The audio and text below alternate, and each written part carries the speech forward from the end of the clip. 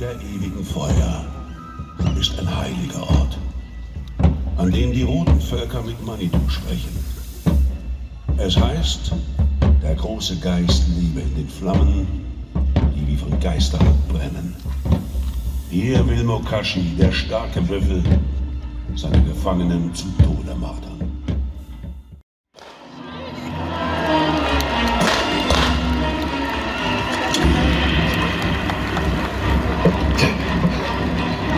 Der Ölprinz soll sich ergeben! Ergeben ihn was?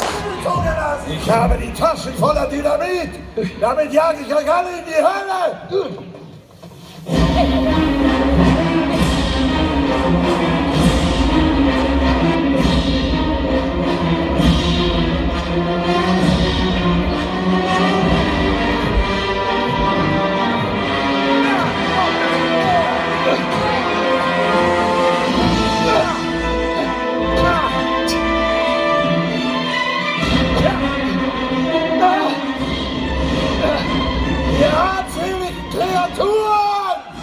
Die Zeit will denen nur das Geld zählen. Sie wird kommen. Menschen wie ich werden das Sagen haben. Ihr werdet vor all den Ölprinzen im Staub liegen.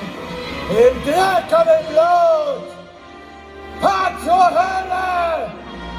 Dann grüßt Satan von mir. Du elender Bastard.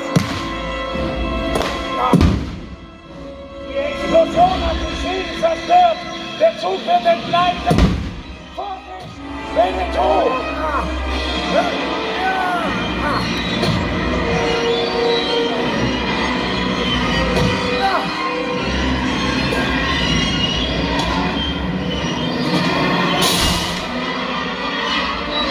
Der verdammte Rothaut!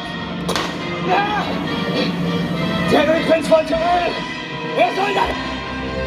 Der Teufel wird mich mit offenen Armen empfangen!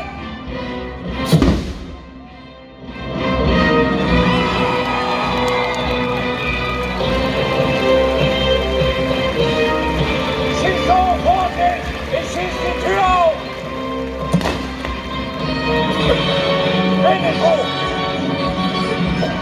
Winnetous!